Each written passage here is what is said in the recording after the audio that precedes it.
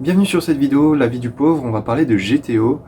Alors Great Teacher Onizuka, c'est une série un peu spéciale, parce que je vais pas simplement de la découvrir, en réalité je la re-regarde, et ça apporte un regard assez intéressant sur, en réalité, quel est mon point de vue maintenant par rapport à ma première vision, qui a été il y a à peu près, ça commence à dater un peu, il y a 5-6 ans, voire un peu plus. J'ai découvert assez tard parce qu'elle est sortie dans les années 90-2000, pile entre les deux. Et moi j'ai regardé dans les années 2012-2013. Donc même ma première vision elle est vraiment à la bourre. Et là la seconde vision, c'est un peu par hasard, je me faisais chier, je me suis dit bon vas-y pourquoi pas on va regarder un épisode et puis à la moitié de l'épisode je vais arrêter et je vais faire autre chose. Et au final, là j'en suis au 26e épisode, non, 32e épisode, celui que je vais regarder d'ici très peu de temps. Et je me suis,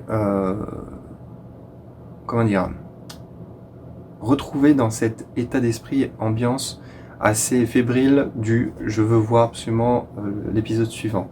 Donc ça fait que j'arrive à faire des sessions assez longues sur la série, je m'enfile, ouais, 5-6 épisodes à la suite.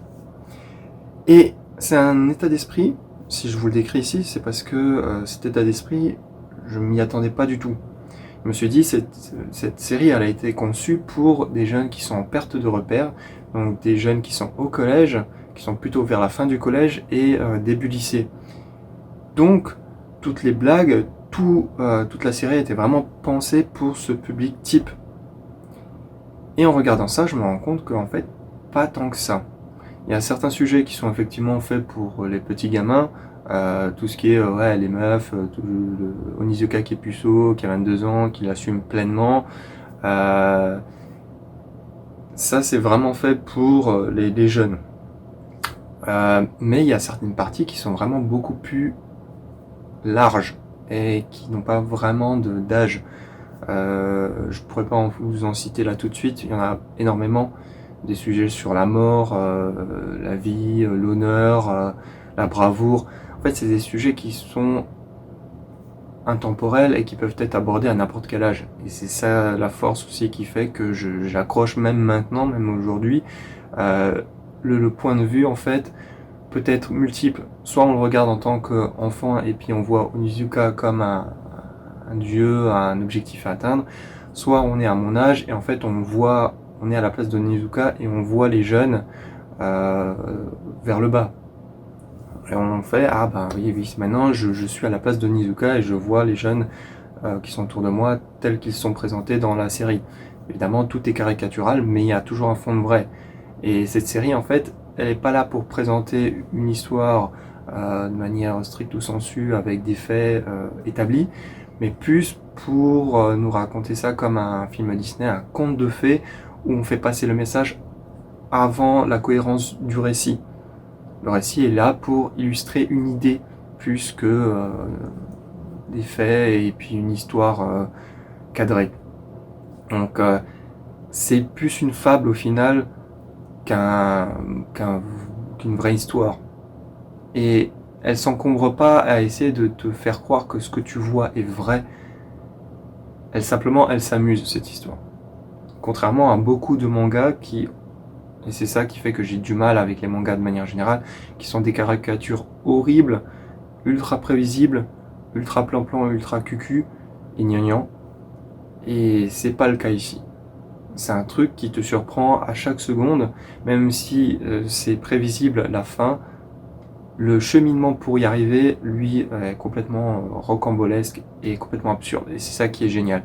Alors cette série, je peux pas la recommander à des jeunes d'aujourd'hui, clairement, parce que c'est comme essayer de recommander les premiers épisodes de Bob l'éponge à des jeunes aujourd'hui qui ont l'habitude d'avoir des dessins animés qui sont parfaitement clean.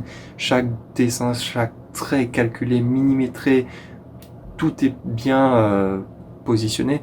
Là, c'est pas le cas. En fait, c'est un gros patchwork. Si vous regardez les premiers épisodes et que vous en avez peut-être même des souvenirs parce que vous avez regardé les tout premiers épisodes, alors les dessins sont un peu bordélique. On y trouve des peintures, ça veut dire des gros plans ultra détaillés, voire même creepy, avec des phases, des plans qui sont filmés, et on mélange tout ça avec une histoire de nouveau qui veut faire passer un propos avant la cohérence d'un récit. Et c'est exactement ça, et c'est les années 2000, c'est vraiment, tous les dessins animés étaient vraiment formatés dans ce style-là. Donc il faut avoir une sensibilité qu'aujourd'hui on ne travaille plus. Maintenant c'est tout le contraire, on a des dessins animés qui sont parfaitement cadrés, tout est beau, tout est joli, tout est rond, il n'y a pas d'arêtes qui sont accentuées pour faire peur ou un truc comme ça. Donc il y a l'effet nostalgie qui joue un peu, mais pas que. J'aurais pu regarder d'autres séries, et d'autres séries que j'ai regardées dans ma jeunesse, et maintenant que je trouve complètement con et stupide, et que je peux pas regarder, parce qu'objectivement, je suis plus jeune, et donc j'ai un autre point de vue, un autre regard, et assez critique sur ce que j'ai connu. Et là, du tout, ce n'est pas le cas. Sur certaines scènes, oui, c'est complètement con, mais sur le fond, non. Il y a quand même certains trucs qui marchent toujours. Peu importe votre âge, peu importe votre expérience, vous allez toujours vous y retrouver dans cette histoire. N'hésitez pas évidemment à laisser un pouce bleu, un pouce rouge, et à commenter si j'ai dit des conneries ou si vous êtes d'accord. A plus.